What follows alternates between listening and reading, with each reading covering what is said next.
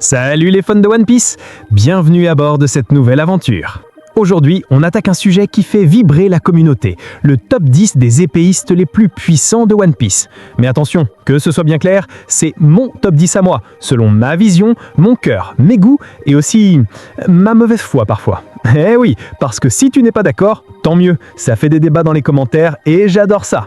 Alors, installe-toi bien, pose ton sabre ou ta cuillère si tu manges en regardant et concentre-toi. On va rigoler un peu, mais surtout, on va rendre hommage au plus grand bretteur de cet univers. C'est parti, numéro 10, Cavendish, le beau gosse schizophrène.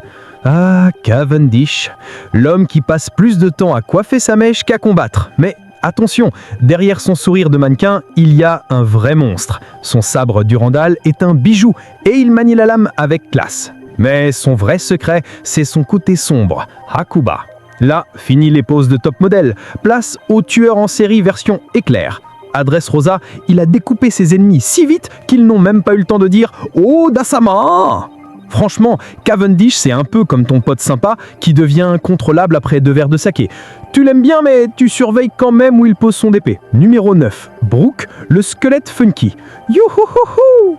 Eh oui, à la 9e place, voici notre musicien préféré, Brook.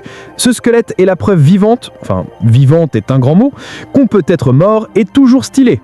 Avec sa lame Shikumisme, il découpe ses ennemis avec autant de fluidité qu'il joue du violon. Et grâce à son fruit du bémon Yomi Yomi Nomi, il est revenu à la vie et a même développé des techniques glaciales. Oui, il peut littéralement te donner des frissons. Et pas seulement avec sa musique. Rappelez-vous de Whole Cake Island, face à Big Mom, il s'est comporté comme un vrai héros tout en lâchant des blagues à la seconde. Ce mec est mort, mais il a plus de charisme que des vivants. Numéro 8, Killer, le bras droit de Kid. Killer, c'est le genre de gars qui n'a pas le temps de rigoler. Sérieux, avec son masque et ses 2 lames rotatives, on dirait une tondeuse vivante mais version badass. À Wano, il s'est battu contre Hawkins avec une détermination incroyable, et il a même tenu face à Big Mom aux côtés de Kid. Franchement, respect. Son style est moins traditionnel que les autres épéistes, mais il compense par une agressivité folle. Imagine un mix entre une tronçonneuse et un danseur de breakdance. Ça donne Killer. Numéro 7, Kinemon, le samouraï du feu. Place maintenant à Kinemon, le samouraï le plus, disons, malchanceux de tout One Piece. Entre ses déguisements douteux et ses moments de galère, on pourrait presque croire qu'il est dans un gag permanent. Mais quand il sort son style du renard de feu, Kitsunebi Ryu, là c'est du sérieux. Il peut couper des explosions et même enflammer ses lames. À Wano, il s'est battu jusqu'au bout face à Kaido, prouvant que son cœur de samouraï est inébranlable. Kinemon, c'est l'illustration parfaite du gars qu'on sous-estime toujours, jusqu'au moment où il te coupe une explosion en 2. Numéro 6, Vista, l'élégance de Barbe Blanche. On continue avec Vista, le commandant de la 5e division de Barbe Blanche. Ce mec est élégant, stylé et surtout, il a tenu tête à Mihawk à Marineford. Oui, au Mihawk, son style me sabre est raffiné, rapide et puissant. Vista, c'est un peu comme ce tonton tranquille qu'on ne voit pas souvent, mais dès qu'il sort sa lame, tout le monde s'incline. Il n'a peut-être pas eu beaucoup de temps d'écran, mais les vrais savent. Si Mihawk lui-même le respecte, ce n'est pas pour rien. Numéro 5. Shiryu, l'assassin invisible. Shiryu, ancien gardien d'Impel Down et aujourd'hui bras droit de Barbe Noire, c'est la définition du mot dangereux. Déjà qu'il était mortel avec son sabre, mais depuis qu'il a mangé le fruit de l'invisibilité, Suke no Mi, c'est devenu carrément un cauchemar. Imagine, tu marches tranquillement et paf, une coupure sort de nulle part.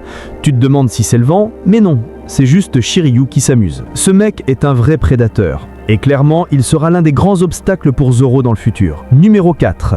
Kozuki Oden, le samouraï légendaire. À la 4e place, un homme qui a marqué l'histoire. Kozuki Oden. Ce gars maniait 2 lames incroyables, Enma et Ame no Habakiri. Et il était si fort qu'il a réussi à blesser Kaido, ce qui est quasiment un miracle. Oden, c'était la puissance brute, mais aussi une aura incroyable. Il avait ce rêve d'ouvrir Wano au monde. Et même sa mort reste un moment gravé dans la légende. Franchement, si Oden n'avait pas été trahi, il aurait changé le monde encore plus tôt. Et puis, soyons honnêtes, tenir bouillant dans une marmite d'huile pendant des minutes, qui peut faire ça à part lui? Numéro 3. Roronoa Zoro, le futur roi des épéistes. On entre dans le podium avec Zoro. Depuis le début, son rêve est clair, devenir le meilleur épéiste du monde. Et petit à petit, il s'en approche dangereusement. Avec son style des 3 sabres, Santorio, il a développé une puissance monstrueuse. À Wano, il a éveillé son acquis des rois avancés et il a vaincu King, le bras droit de Kaido. Et franchement, ce combat c'était une masterclass. Zoro, c'est l'incarnation de la volonté. Blessé, à genoux, saignant, il ne lâche jamais. Et ses punchlines, rien ne s'est passé. Après avoir pris toute la douleur de Luffy, ça c'est du cinéma pur. Numéro 2. Shanks, le roux charismatique. À la deuxième place, impossible de passer à côté de Shanks. Déjà, ce mec a réussi à devenir Yonko avec un bras en moins. Sérieusement, qui fait ça? Son sabre griffon est redoutable, mais sa vraie arme, c'est son haki des rois. Shanks peut littéralement te mettre KO sans bouger un doigt.